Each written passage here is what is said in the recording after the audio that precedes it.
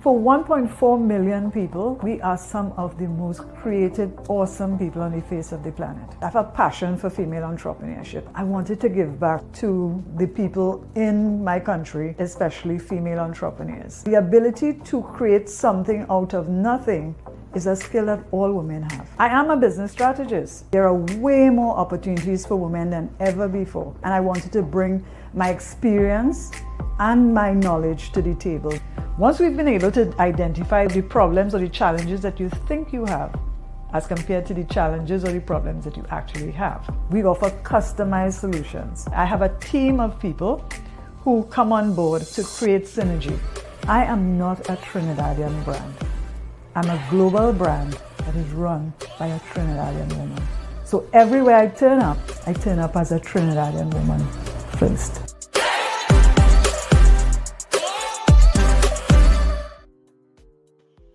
Hi, good evening, good evening, good evening. Do you know that we are at week number 7? Who knew? Who actually knew that when I sat down and I came up with this idea, nobody could have said to me that, hey, this is week number 7, that this thing will end up being 2 months. So for everybody who has joined us, for all my guests, for all the participants, for all the people who have been looking at the reels, reading the articles, participating, leaving comments, the whole gamut. Thank you so much. So, without further ado, we're going to start tonight. Tonight, Bold Women in Business and Leadership. We are in week number 7, and we will be moving from support to strategy, owning your power in executive leadership.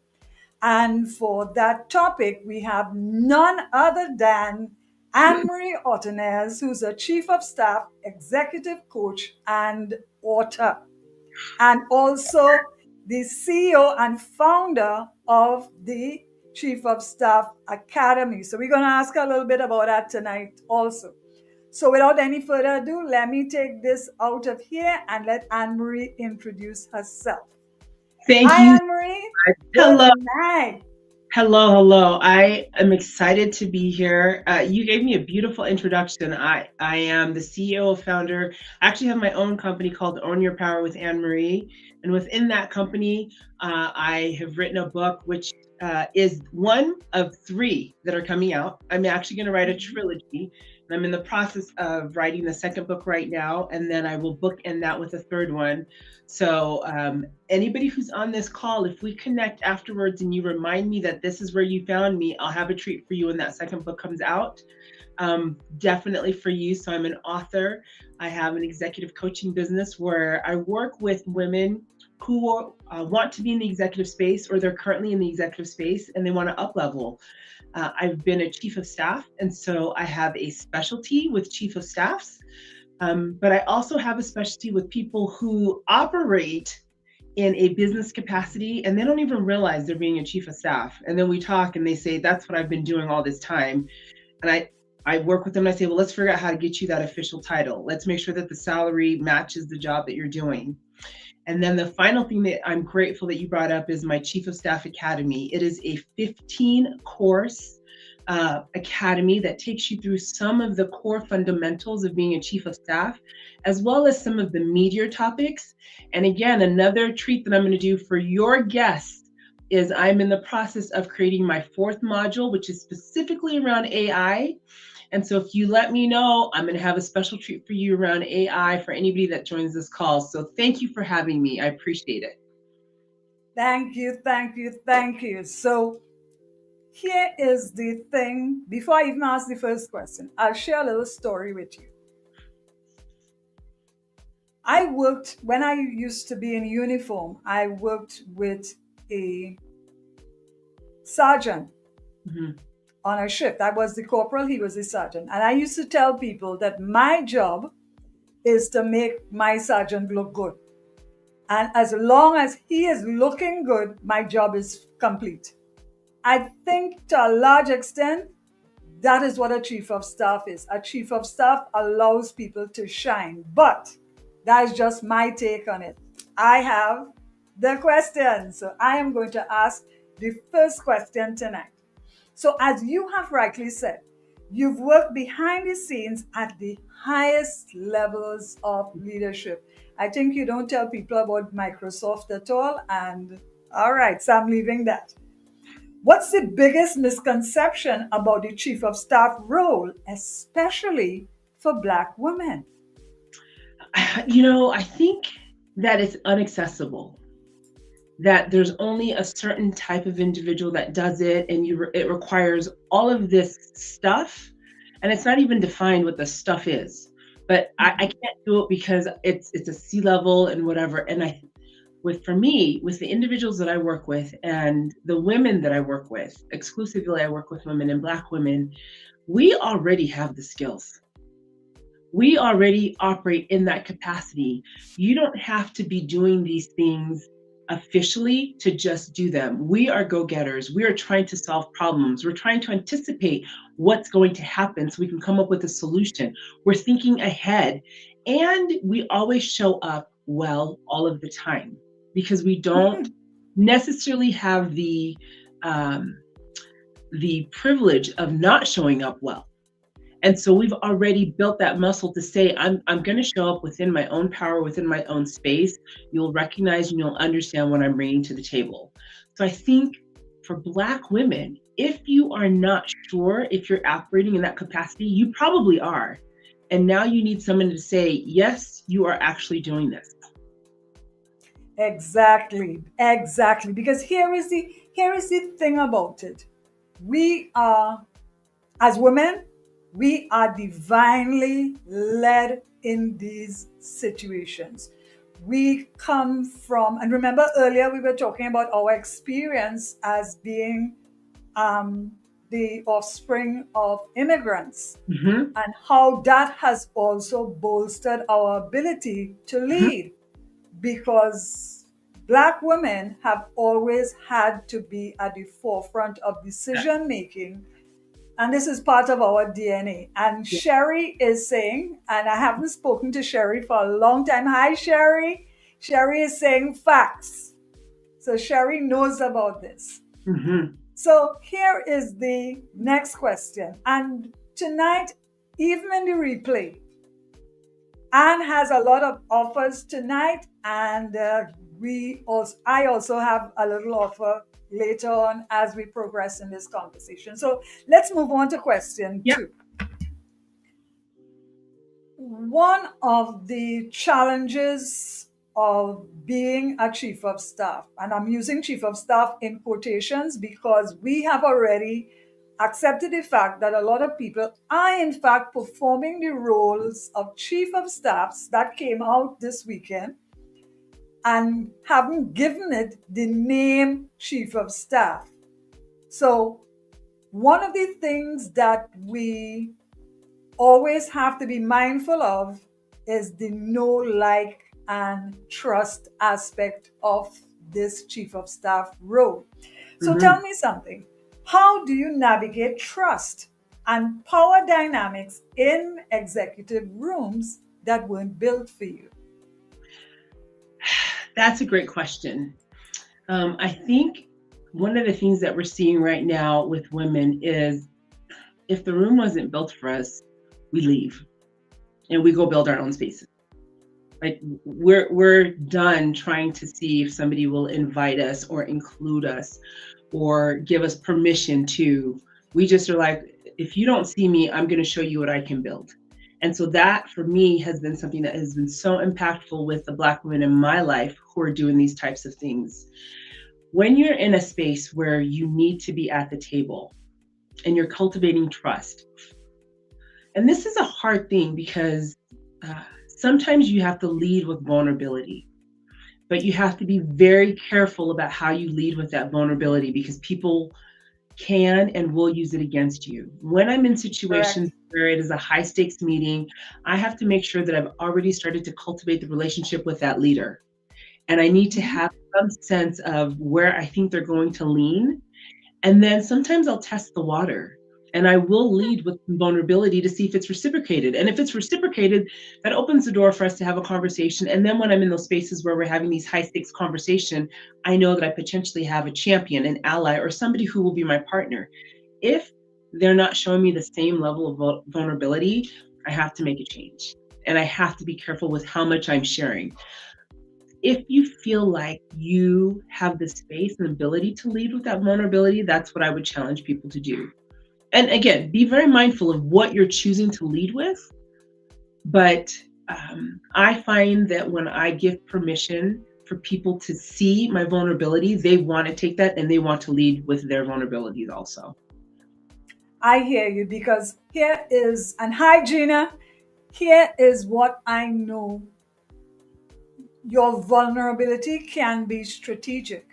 Yes. And I think that is what you're trying to say, that your vulnerability can be strategic, because one of the things that Carla Harris always speaks about, and it is that one of the reasons why women struggle in these roles is that historically women have never been taught, or they never learned how to create relationships. We believe, and whether wrongly or rightly, we believe that there was only one way, and it was lead with qualifications and not lead with empathy, not lead with vulnerability. Not so all of these things are strategic. They're Mhm. strategic. And if we do not create relationships, then who is going to take your paper into the room? How are you going to be? How are you able to fully use or strategize in the know, like, and trust arena so that people will listen to you if you do not come with your, I call it walking with your tool bag. Yeah, This yeah, it's almost like the belt that the workmen belt, and they have this, they have a screwdriver, and they yep, have a little pick, all of these things, because you never know what you're going to need in yeah, at that particular time. So as the old people in the Caribbean like to say, better you have it than you don't have it. So I right. totally get that. I totally get that. So tonight we're getting people from New Orleans.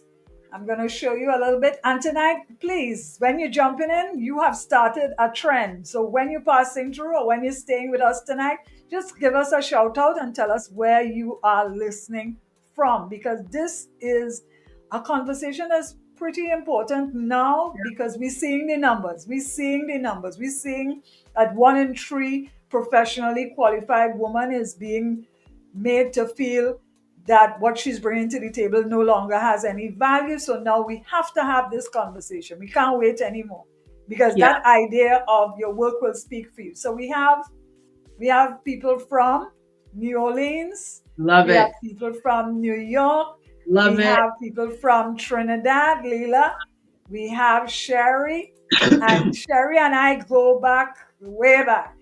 So thank you. You know what, And we Rhonda? have Say Gina. something. Gina is also from New York. So let me Love. hear you. No, I wanted to say You. something too. You brought up a really good point because you said a lot of times as women, we want to lead with our qualifications. Mhm. And I think it's very important that we define what qualifications are and not let them be defined for us to make us feel insecure.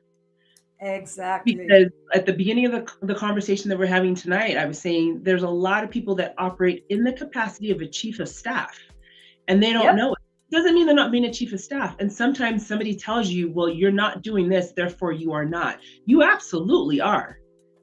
Yeah. You absolutely are. And so as you're looking at what your qualifications are, hold to those with your vulnerability, but define that for yourself because you have your receipts.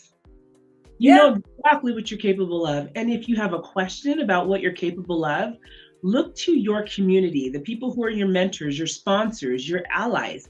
And if you're struggling, ask them a question and say, you know what? I thought I was good at this, but I'm not sure. They're going to be honest with you. And they're going to say, yeah, you're not. Or what are you talking about? You excel at this. So, Exactly. Exactly. Exactly. Because The thing we always have to be mindful of is that if you are doing the, you see, having receipts is so important, because I'll tell you something. Hmm. When it comes to, when the time comes for promotions and remuneration, then those receipts become really, really important, Yeah. because if you have done a good job at something, if you have brought a project to fruition, if you have brought a project on time, under budget, and with your normal exemplary abilities, then you want somebody to put that in writing. You want a brag jar Hmm. that will be filled with these things. So when the time comes and somebody says to you, well, they're not seeing the evidence of it, then you can say, hold on, wait.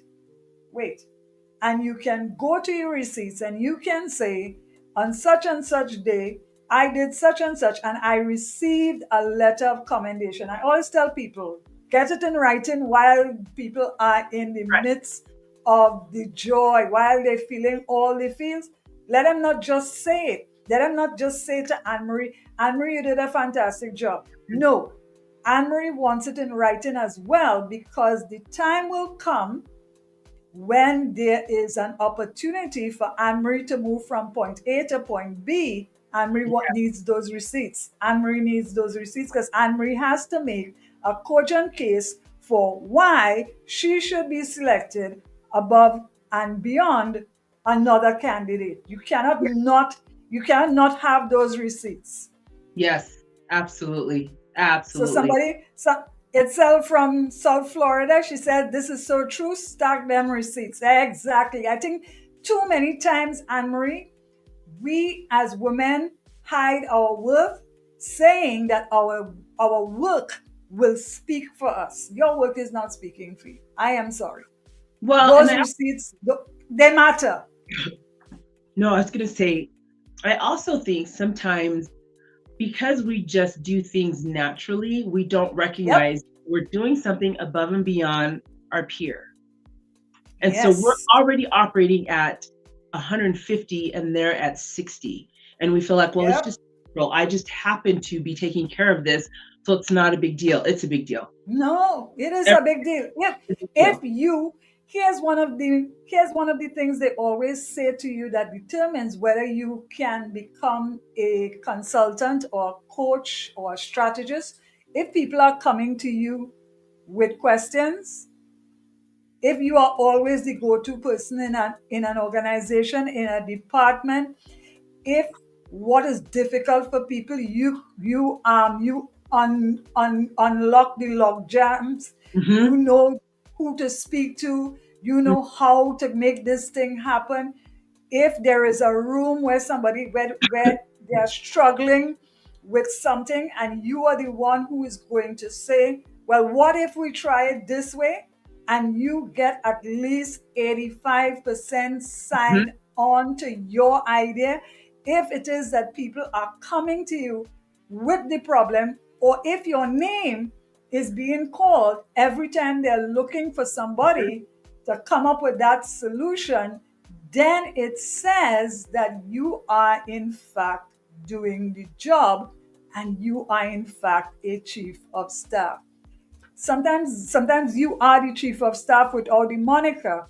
Sometimes you are doing the work Hmm. that seems easy for you to do, because you make the assumption that it's easy for other people. So Michael is saying something, and I want to share what Michael is saying.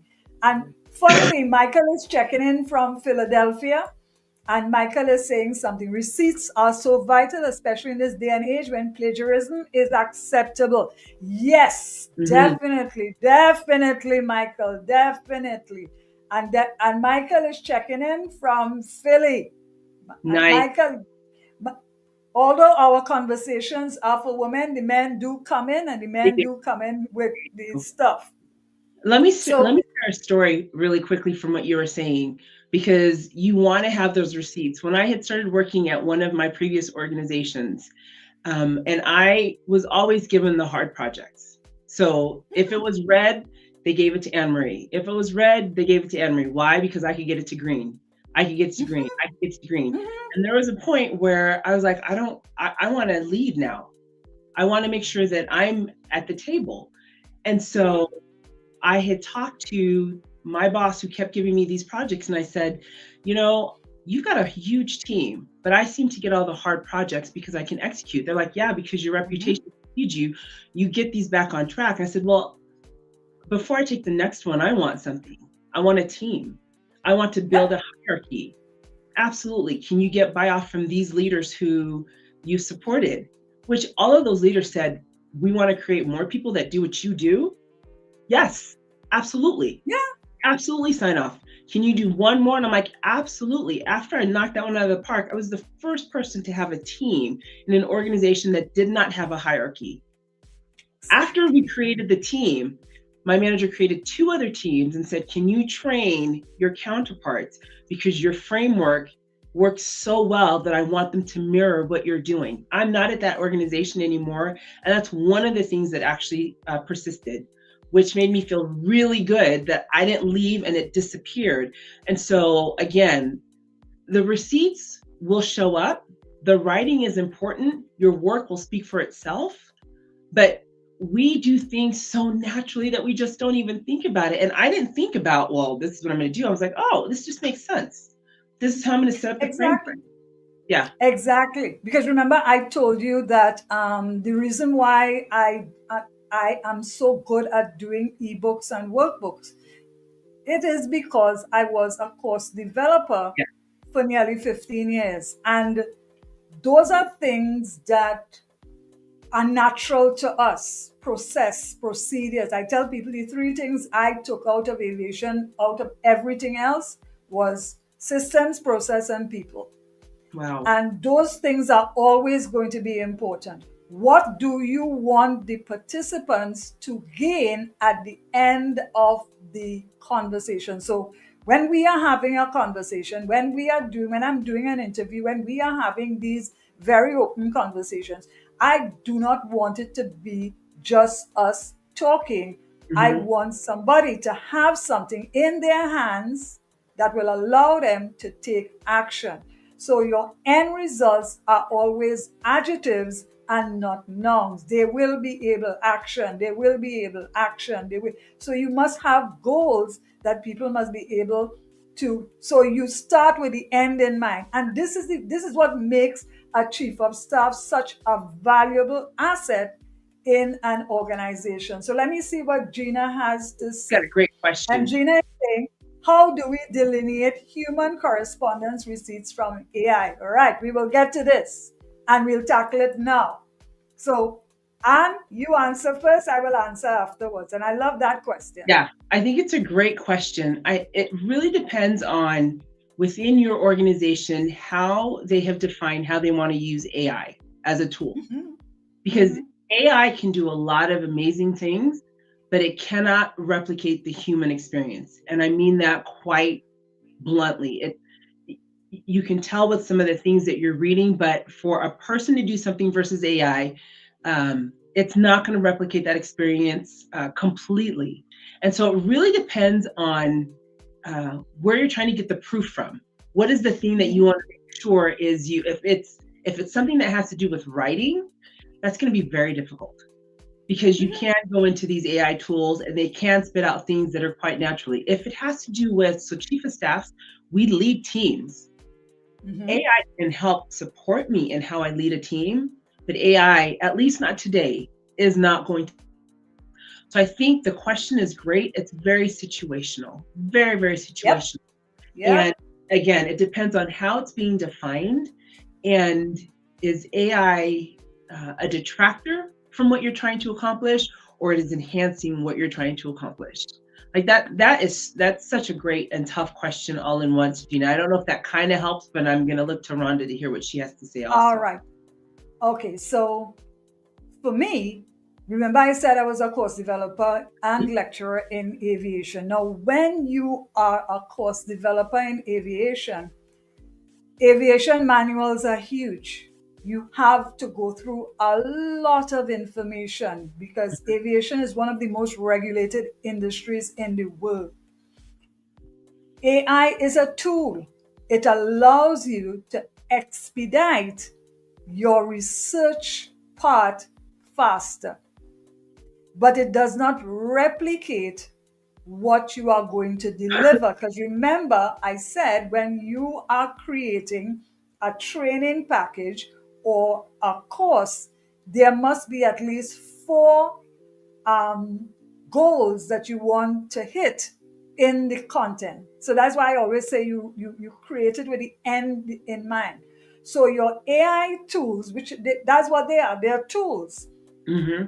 They will help you to be able to get the research together faster.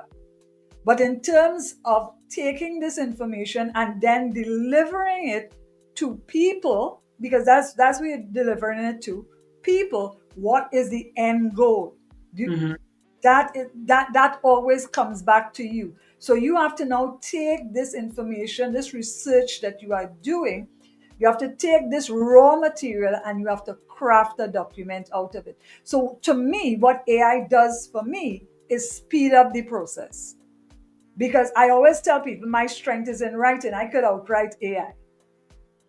And the thing about the large language models, which are a part of AI, we must understand that there is an iterative aspect of it.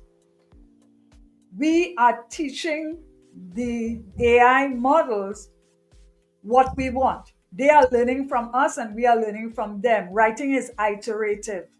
So it's an iterative model, Mm-hmm. but it is never going to replicate the human experience. Because here's the thing, and I was saying it last week with Jupiter, I could write a very good newsletter article, fantastic.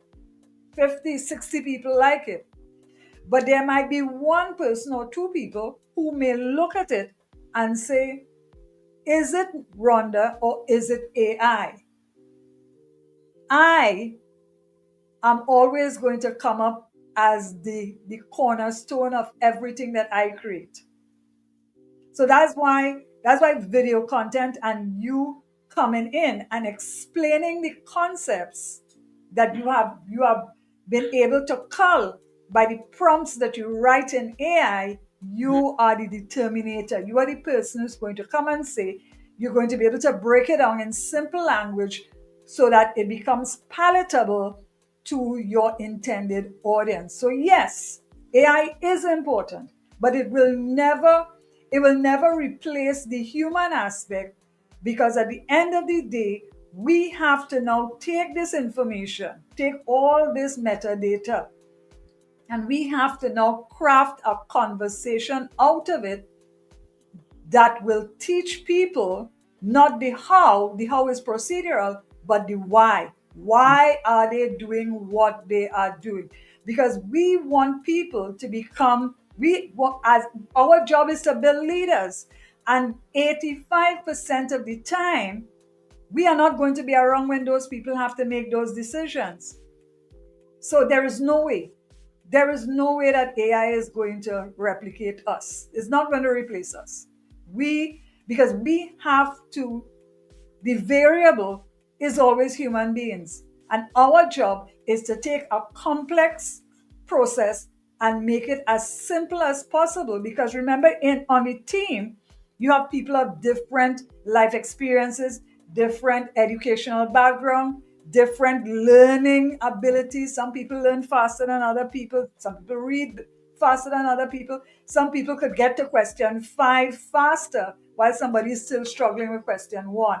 That's what AI does. It allows you to take a vast amount of information in a shorter period of time, and then you will now take that Mm-hmm. and you will craft the conversation, the process, the procedure, the check backs, the swing back. Because remember, anytime you're bringing in, especially in teams, when you're bringing in a new idea or a new procedure, there must be an onboarding process where everybody comes to the table and you will now train the first level people, who in turn will train the second level people. Because remember, your job is not to train everybody. Your job is to train people who will train people. And Right. the procedures will remain the same, but the variable will always be human beings. 2, 3 o'clock in the morning, when somebody has to make a decision about something, they have to take all the variables into consideration when they're making that decision. Your AI model cannot replicate that. It cannot replicate that. It would be nice if AI was such that people wouldn't have to think, but people are always going to be the X factor. People are always going to be the X factor. The Yeah. key in training, the key in teams is to lead from the why, not the how. The I how think is the how is procedural. I think the only thing I wanted to share with you, Gina Marie, because this is again such a brilliant question. It's a brilliant question. Once either the team or the organization has defined what AI will do to extend whatever the work is that's going on there, Mm-hmm. there is a level of integrity that honestly Mm-hmm. has. And so you may run into situations where people are utilizing AI in a manner which is not in alignment with the vision, the strategy, or the values, and taking credit for that work when it was AI. Mm-hmm.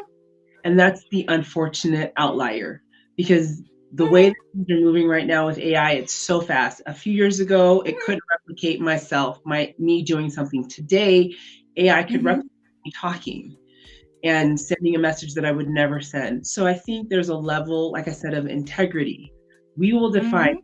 Guy, your job as a chief of staff, you help me with emails, you help me consume large pieces of data and help me do some analysis, and then I put my touch on it. You're helping me do Mm-hmm. these things. And if I'm lacking a sense of integrity, I may just be like, well, I did it. There was no AI. And that's just me not being a good person at the end of the day. And so the hope is that as you define the boundaries for how AI should be used, it is truly just a tool. It is truly just an extension. It's It a is tool. the thing that's going to help you save time with your work while still allowing you to have the people aspect of providing that information.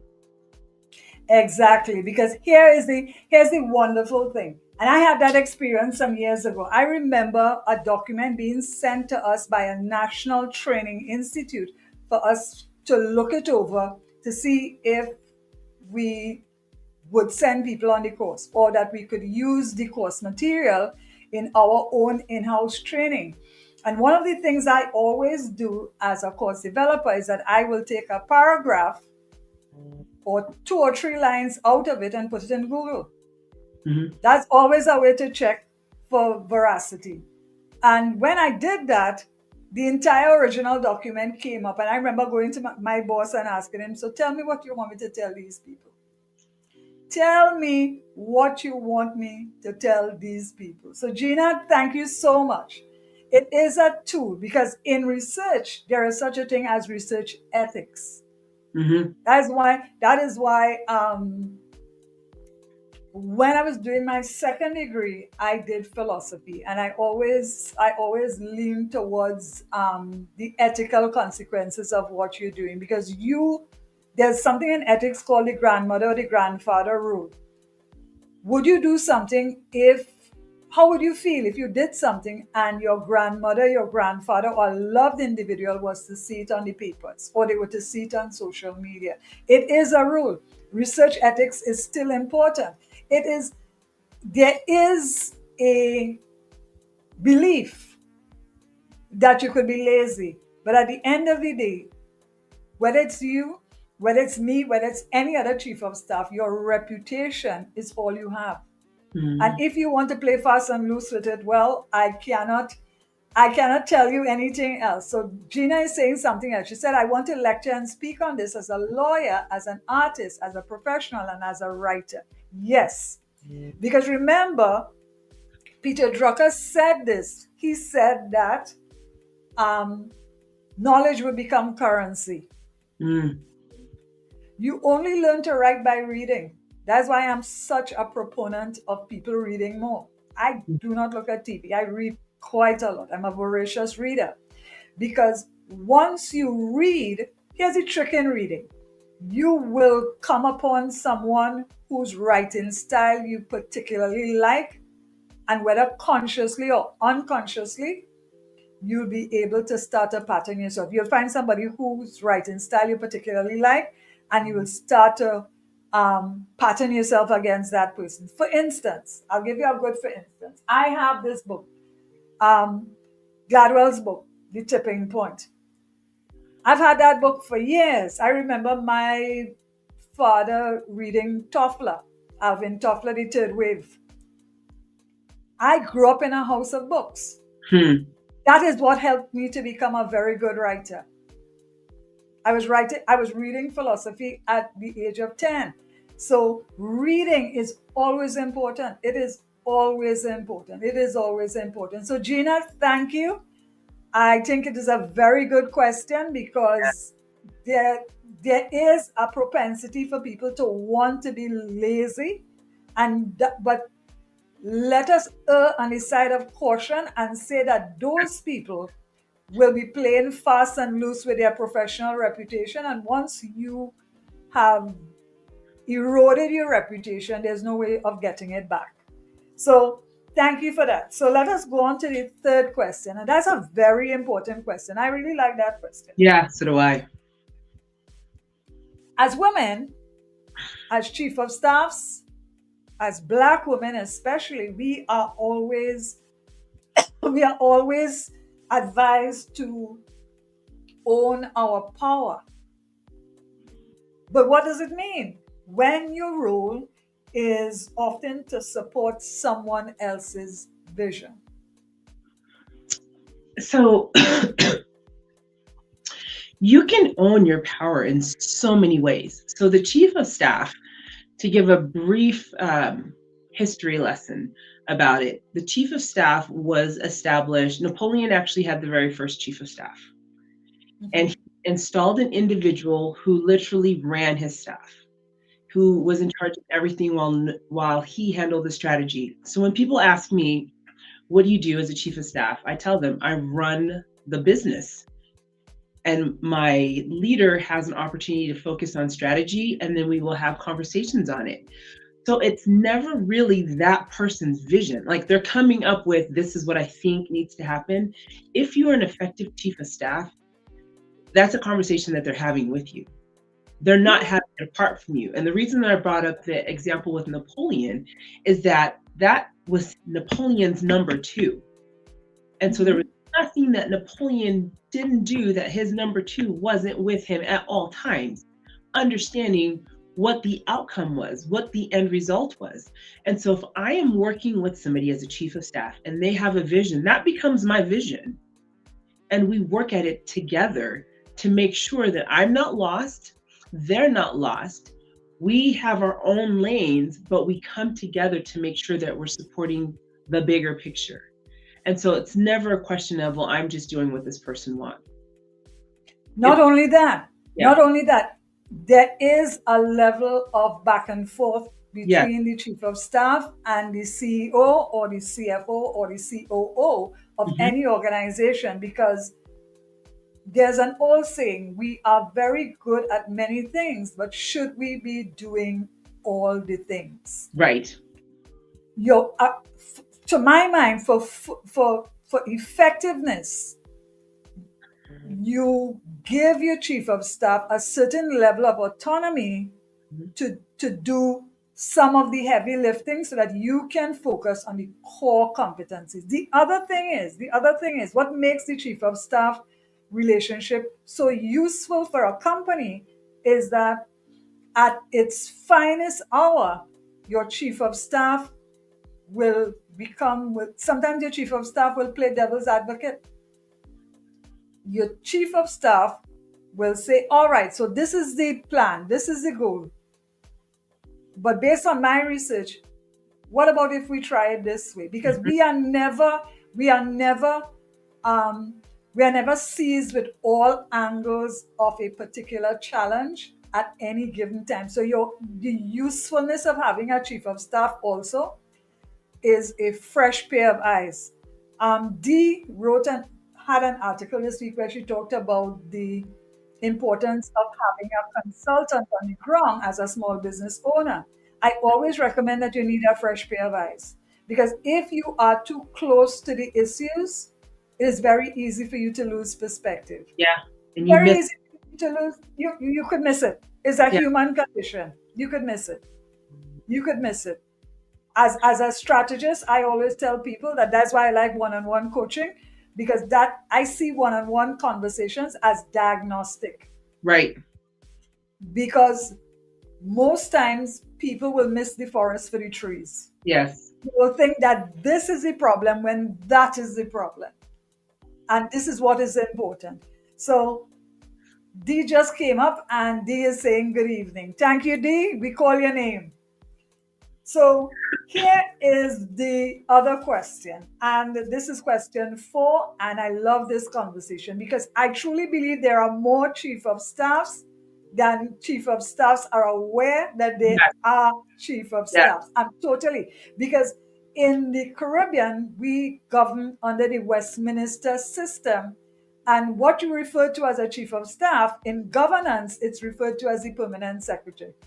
Wow. The permanent sec, because a permanent sec literally runs the ministry, and the minister is usually the person who is at the top of the person who creates policy Mm-hmm. or helps create policy Mm-hmm. is the minister, but the permanent sec will take the policies and break them down into tasks and subtasks and will break it down to the nth degree. So this is why your chief of staff is Yeah. important. So question number 4, how can Black women, and the reason I want people to understand something very important here tonight, and as Black women, these things are easy for us. In Black households, there was, remember the cooking? Whether it is Thanksgiving, whether it's Christmas, whether it was a family get together, there was a clear delineation of labor. Who would be doing what? Who would be the chef? Who would be the sous chef? Granny would bring out the old recipe book from that was passed on from the grannies before. There was a clear division of labor. These things are so intrinsic to us. And we must not lose sight of the fact that, and we have said it over and over, that these things are natural to us. So, Yes. how can Black women in support or in strategic roles protect their energy and build leadership visibility at the same time? Because remember, our job is to Yes. create leaders. Yes. Yes. It's about creating those relationships.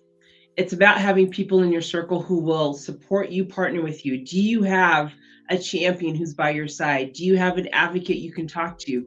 Chief of staffs naturally network. They Yep. naturally talk to people all of the time. Within the first few weeks of me being in an organization, I've met a lion's share of the stakeholders and they know my name. I've set up multiple one-on-ones so we can either meet for 15 minutes or half an hour to talk about business and build a relationship. So, how do you do that? It's by building these relationships one person at a time, but very, very intentional. Have your agenda, have the things that you want to make sure you're discussing, and build in some time to do this thing called building a relationship of trust, which is getting to Mhm. know the person, sometimes on a personal level, not too personal that it's invasive, but personal enough that you know that if you need to pull out that card to get them to help you, they're going to help you. So it's all about building those relationships continuously across the organization and also going deep.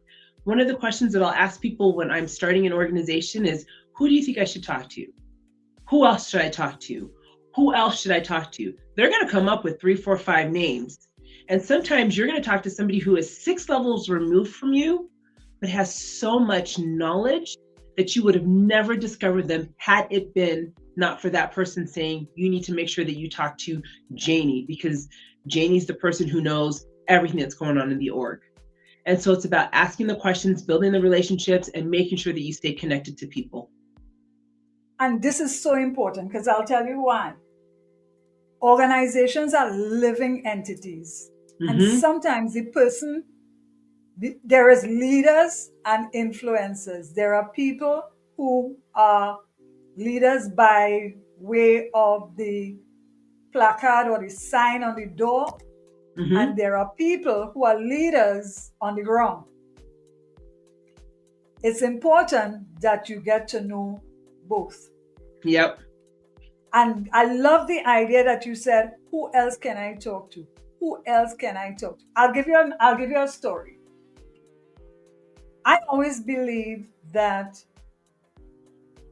you must don't ask people to do things that you are unwilling to do. So I part of my leadership style was making people feel comfortable enough to know that I am also willing to do it. And I remember working with a departmental head, and I felt that he really missed the boat with that.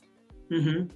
You come to work in the morning, and it's very, very easy. You come to work in the morning, and the first people that you want to deal with is the people on the front line, especially if you're working at shift rotation, Sure. people who worked in the night. So you come out in the morning, and this is something I always used to talk about it. Park your car, come out, meet the people on the front line. Good morning. How was the night? What was the experience? Everybody, if you lead by only finding fault, then people will be less inclined to come to you when they have a challenge, because they will be afraid to be chastised or Yep. made to feel stupid. And I always used to say to myself, but why doesn't he do that? Because would be the easiest thing. Another thing that I used to do as a supervisor, as a leader, remember I said that my job was to make my departmental head look good. So, all right, so he wasn't as good with writing as I was. So, writing reports, creating these things became very, and I became better by Mm. helping him shine. I didn't lose anything, it was a skill set that I was developing. I'll give you another story. I learned how to write procedural documents, whether it's memos, whether it's reports, whatever. A lot of people cannot write reports. Right. That because it's either there is too much in the report or the salient parts are left out.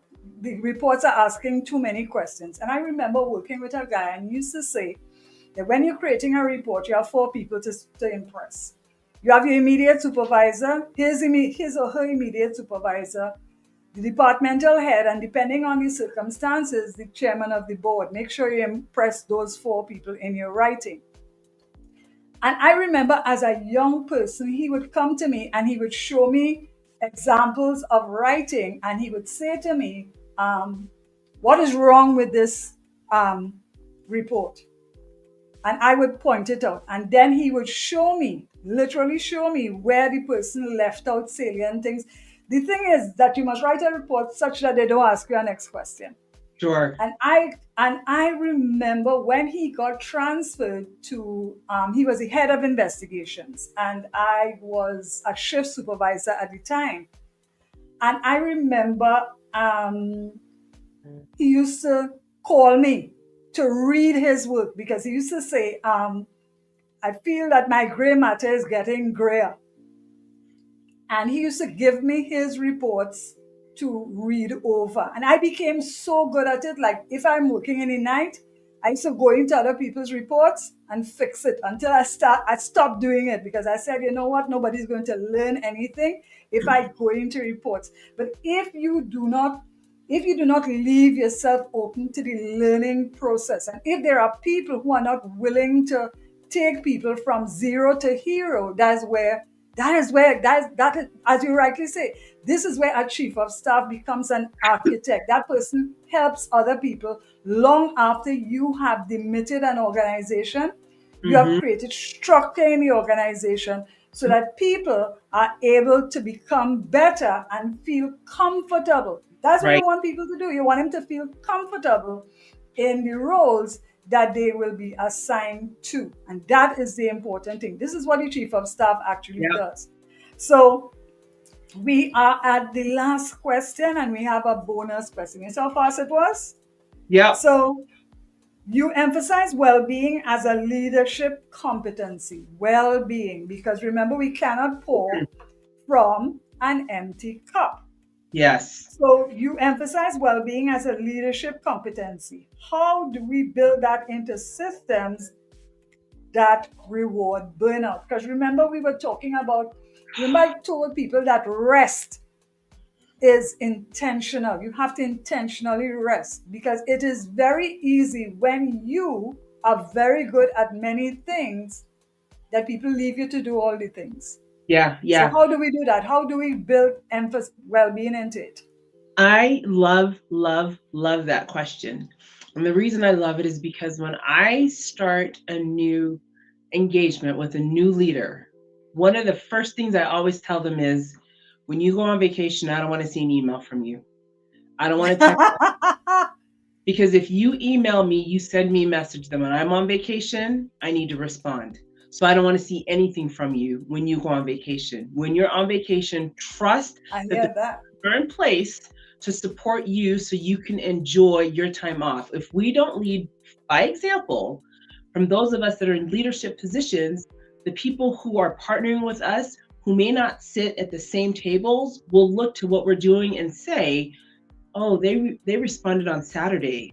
I must need to respond on Saturday. And I literally have told my leaders, I don't want to see something in the evening from you unless you're responding in a geo time that needs the response. I don't want something on the weekends because everybody deserves to take their break. And I don't want to see the email that says my hours are different than yours. So feel free to respond whenever, because if you are a leader, people, they'll see that. But if they get a response, and I pick on Saturday and Sunday, on a Saturday or a Sunday, they're going to feel like they have to respond. When I go on vacation, nobody can get a hold of me. No emails are answered. Nothing is that critical. And I say that because there's few positions where it necessitates something like that. Now, with my current company where we work, if there are things that are happening from a structural perspective and impacting portions of the world, yes, absolutely. People have to get on the call. They've got to figure out what's going on with the network, the infrastructure. But if you're not in a uniform and if you are not part of the infrastructure piece to make sure that systems are running, is it really that critical? And I asked them, did you really need me on a Saturday to respond to this? Well, I wanted to get a head start on Monday. That sounds like that's a you issue, not a me issue. You can get a head start on Monday. I'm fine working on Monday, but I'm not going to revise my working style to accommodate your chaotic style. I hear you. Here's the thing, something that you said, and I want us to stick a pin in that. 85%, no, I'll go further. 95% of emails sent on a weekend are not necessary. They're not. They are not necessary. They are not necessary. And I'll tell you why I say that. And Dee is saying something here, and I want to share. Dee is saying, great example of setting boundaries and taking care of yourself and others. Quite right. Mm-hmm. Here's why I know that. If you have created a system of catch and release, Mm-hmm. where people are held both accountable and liable for their actions, that there's a clear process from person to person, that you have built a fail-safe mechanism into your systems, then there's no need for a weekend email. I used to work as a young person, and you know what? I have learned most of what I learned from people who, just by working alongside them. And two things. There was this woman, she used to be an army officer before she joined the organization. I was a very junior person in the organization at the time. And she used to say, she said, when I pick up my handbag and I leave here at the end of the day, I don't want nobody calling me. I don't want an email. I do not want. So her job was, in this 8 hours that we are here, we make sure that we have covered all our bases so that everybody could go home comfortable at the end of the day. So I learned that. The other thing I learned from her, and I never forgot it. She said, I don't have to like you, you in charge. she said, she used to say, the buck stops with you. So you must take a risk. You must lead from the front. If you are setting a precedent where you feel that you must be responded to, when you, because you're creating chaos, because that's an ego thing, that's a you thing, that's not an organization. That is an organization that is descending into chaos, because Yes. you feel that it's almost like kingship. You believe that because I am the HNIC, Yes. I must be responded to, and that is an organization without proper procedures and systems. I And actually, oh, go ahead. I remember this sending someone to me to submit a report, and the person came to my home for me to write a report and submit it, and I was, no, I am not doing that. And the person asked me, what should they tell the boss? And my response was, you tell him just what I just tell you. When I come out to work, trust me, he will get that report. But you must not attempt to lead by force. That is Yeah. leading by force. That's not leadership. That's a Yeah. dictatorship. And that's when people go silent. That's when people start to quietly quit. That's when you lose your brightest and your Yeah. best, because you want an autonomous team. You want people to be able to. You want people to be able to. You want to be able to step away from the organization, knowing that the organization will run without you. I was going to say that, so I've had an opportunity to work with both men and women who were my principals as a chief of staff. And the last two men who I worked with, when you set these boundaries, it doesn't just impact that individual, it impacts so much more. Both of their wives, at some point in our work history, came to me and said, the first one said, my husband is home at night. He's here for me. I, I'm so grateful that you literally said you're not doing these things on your days off. And when we go out on trips, he's with me. The other leaders, and he ended up leaving to go work somewhere else. But at the time when I was coming in, and I was only with him for a little while, his wife said, I wish I had known you sooner and that he had you sooner, because we probably would have made different decisions when it came to what his next thing was, which was a clear message to me that boundaries were not set, and so people were Exactly. burning the midnight oil, trying to do everything. And if I'm your partner, I'm gonna say, I don't want something at night. I don't want to see something on the weekend. And when you go on vacation, unless it's critical, and we've defined urgent, and I define urgent with my leaders, so they know what is considered urgent. It's not necessary, and nobody needs a head start on Monday by getting something on a Saturday or a Sunday. They can get it And Monday not morning. And not only that, there is nothing that cannot, unless it is mission critical. Mhm. And we if you build a proper system, Mhm. then that is your fail safe. That is your outlier event. It is something that happens that nobody expected. So you need all hands on deck. That is expected. Nobody would be upset about that. But Yep. you cannot impose your will on people because you feel that you have nothing else to do more than work. So by you are extrapolating you into other people, and now you are causing divorces, you are causing children not to spend time with their parents, you are causing hypertension. People are 360 individuals, and we one of the things that we always have to remember is to keep the humanity in organizations. You Yes. have to keep the humanity in organizations. I One of the greatest experiences I have had, two. One is the day that I was retiring from my job, my office was filled with people. It was filled with people, and I'm not talking about the formal reception.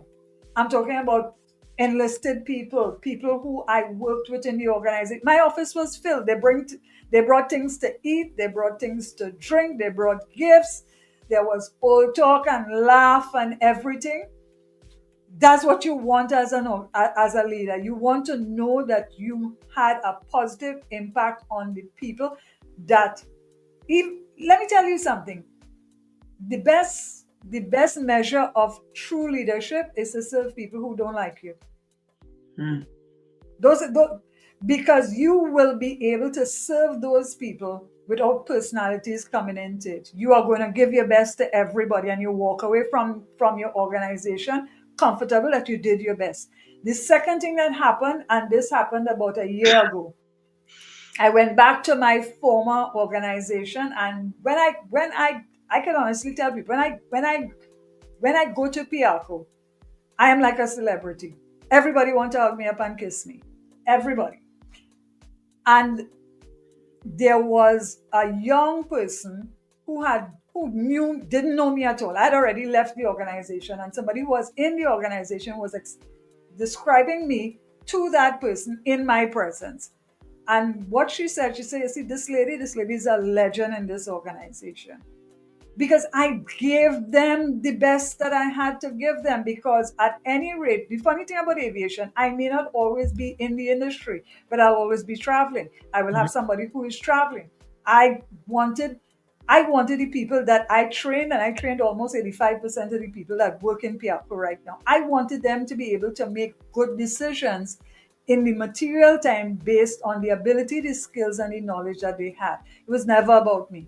It was about me using my skill set to create leaders. I always remember that my very same boss that I talked about, when I said that my job was to make him look good, he used to say something. He used to say, our job is to build leaders. Our job is to build leaders. We must always think about the day when we have to take off this mantle of leadership and go back to being private citizens. you Mm. want people to you want people to say good things about you.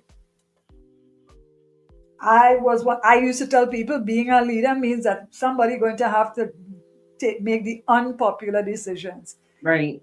That would be me. I am not saying that everybody was pleased with some of the decisions that I made, but I had an open door policy.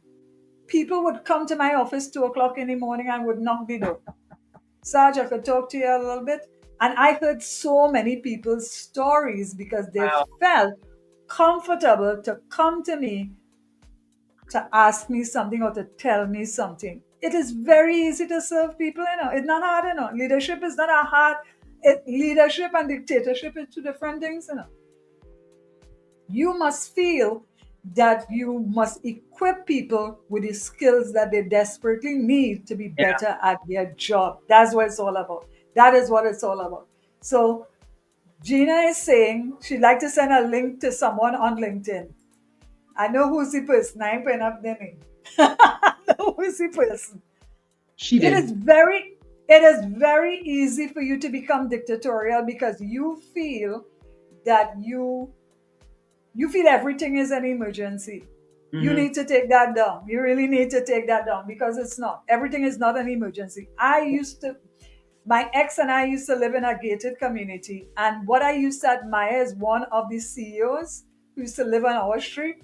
Every evening, between 4, 3, 4, 5 o'clock, he would be in his yard playing catch with his kids.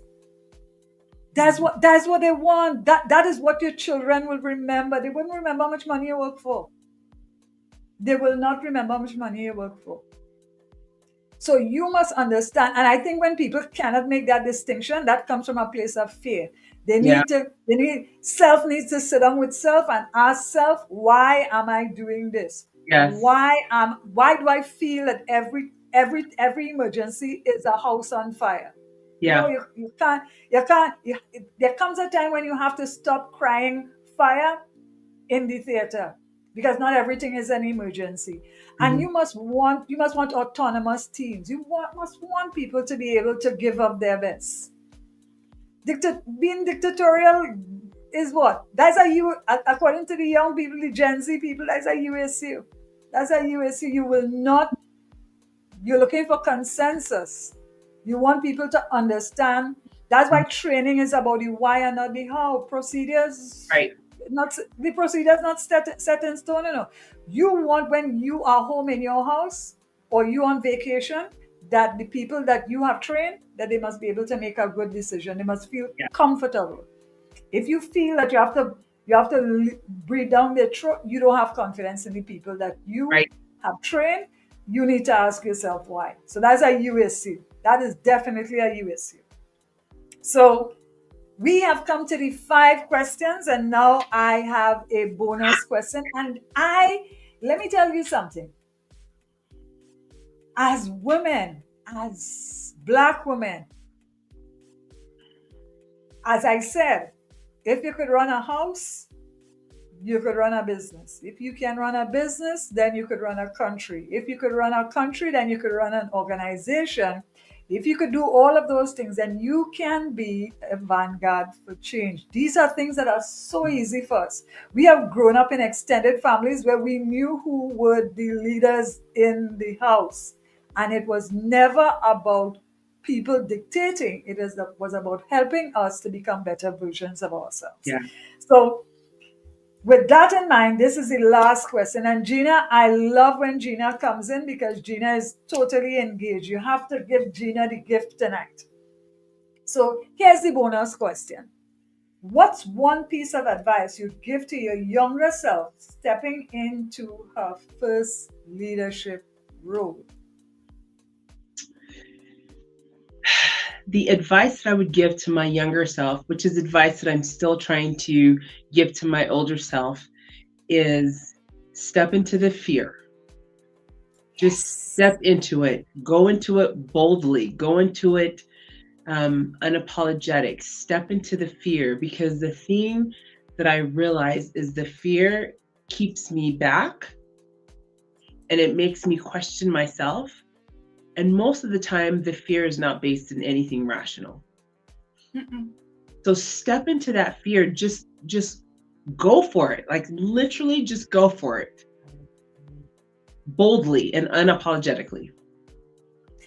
The thing about it, if I if there was one piece of advice I would give to my younger self is that you are capable of great things. Hmm.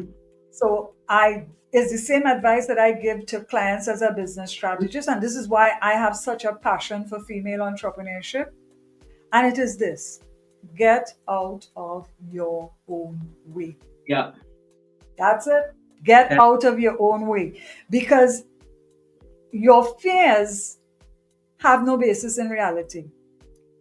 Remember, I said something that Tyne said in the first episode, where she said, when you are falling into imposter syndrome or impostering thoughts, the question begs to be asked, who told you that? hmm. Who told you that?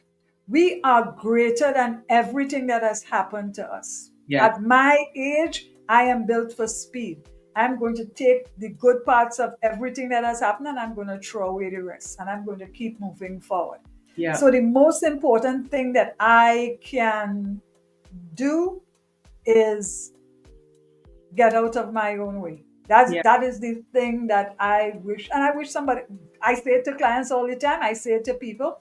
I'm saying it to Gina, and Gina, if I understood what you were saying, Gina, I just didn't want to put his name there. Um, because he used to be the chairman over on my side as well. So getting out of your own ways is a bold move, and not only for business but for life. Yeah. Get out of your own way. So, last thing tonight, and I'm going to ask you this question because you are of Haitian parentage, correct? Yes, I am. Okay, so here is the thing. This is Haitian flag and Haitian history this month. Hmm.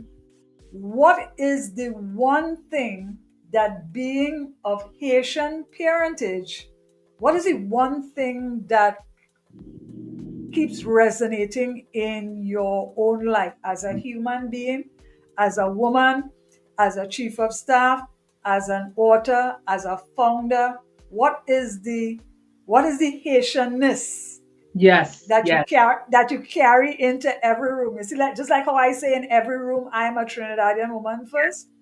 What is the Haitianness that you are carrying into every room as you grow, as you develop, as you become closer to the dreams of your ancestors, of my ancestors? Share that with us.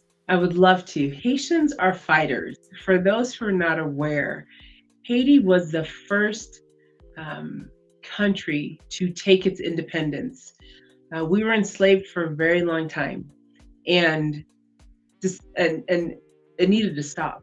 And so in 1804, Haiti gained their independence, and they took their independence. The country has always struggled, but they are fighters. And I realize that's in my DNA because I'm always fighting. I don't need you to tell me who I am. I'm going to tell you who I am. I'm going to show you who I am. I'm going to show up in all of my power, in all of my fierceness, in some of my fear, but I'm going to fight, and I'm going to make sure that I can get to the thing that I need to get to. I love that I can share with people that Haiti took their independence, that they were able to fight for it, and they gained it. And that should be a blueprint for lots of countries who are looking to break free from some of the toils that they have to gain that independence for themselves. I agree. I agree because as we were saying tonight before we went live, um, we tend to know more about Black America than Black America knows about us. Mm-hmm. The Caribbean is 14 million. The literacy level in the Caribbean is pretty high. 1 in 6 people have a first degree. It's a very lucrative environment, and it is a gap that can be filled by professional women out of the United States. The numbers are critical at this point in time, where they are saying that that these are among the most qualified women, and they are saying that these women have no place. They have no place for them. I am suggesting that Latin America, the Caribbean, is a great place to look to. Mm-hmm. There are, especially for women, because some of female entrepreneurship, we have the highest numbers in the world. So it means that there's a really great market. And with the digital landscape that is coming, that is already here, it means that economies of scale, there are people who are willing to invest. There are companies that are willing to invest in high level professional help. There's a big market fit. I think what happens a lot of the time, there's a mindset that the Caribbean is only sun, and sex, rum and carnival. That's not true. That's absolutely not true. That is absolutely not true. So before we close off, there is a workbook again. And let me just share a few of the pages so that people will know. And this is what it looks like. It is going to be a reflection workbook. As I said, I love doing workbooks. I really do. And these are some of the pages, and I'll show you very quickly the intention setting, because we leading in this season, we are leading from with heart, and we are leading with intention. About me, the contents: discovering your authentic self, a strategic alignment map. It's always important for you to figure out if you're out of alignment and consciously put yourself into alignment. There are the leadership archetypes. Look and see which one you are. There are at least 5 or 6 different leadership styles. Think about where you are and use the prompts that are inside this book to start your journaling. There's a mindset shift as you realize that moves you from leadership to strategic leadership, the chief of staff mindset shift. There are resources and reading, and I've left the link to your platform inside of the resources. And we are going to be introducing the Bold Business Vault. And I want to talk about the Bold Business Vault for 1 second before we close off. On Monday night, we're going to be doing the last episode of this. I thank everybody that partnered with us for this series. 2 things that will happen. Facebook has made it abundantly clear that after 30 days they'll be taking down the lives. So I will just let them run all the way out because they are not going to keep those lives. But I have, this is my intellectual property, is either you catch it or you don't. The second thing is we have created workbooks and ebooks for every episode. I am not one of those people who believe in chalk and talk. I like to give people actionable tools. But as I said before, if somebody has decided to spend 30 minutes, 45 minutes of their life with me, I feel the need to reward them. But these workbooks are not easy to do because they require a lot of research and we can't give them away. So what we have decided to do is that there will be a bold business vault, and in this particular workbook there is a link to get on the wait list. This will go live and there will be different packages where people will get both the workbook and access to the replays. I've already created a playlist on YouTube, but you know there are people who will not go on YouTube. There are people who still feel LinkedIn Hmm. is for recruitment and job search, which nothing could be further from the truth. There are some people who are not going on Facebook at all, and there are some people who don't want to see nothing on Instagram. But these are tools that you could actually use, you could listen to, you could go back to, and you could go forward with them. So the Bold Business Vault will come about at the end of this series where you will have access to all the replays, all the workbooks, all the ebooks, and we have bonus stuff that will be coming in, quote cards, checklists, all kinds of things that the people who are inside this particular vault will have access to. They will have access to it. So look out for it. So Anne Marie, thank you, thank you, thank you. This was a great conversation because you know why? A lot of people who did not know or were not sure whether they were in fact, yes, darling, yes, that is the link. So we will continue this conversation Yeah. because I know that the academy is a place where people will identify and Yeah. also sharpen their skills. So Yes. thank you so much. Thank you for everybody who joined. Thank you, Gina. Thank you, Joe, and everybody else. And look out for our last episode on the 26th. It has been a lot of fun. Thank you. Bye, ladies. Bye.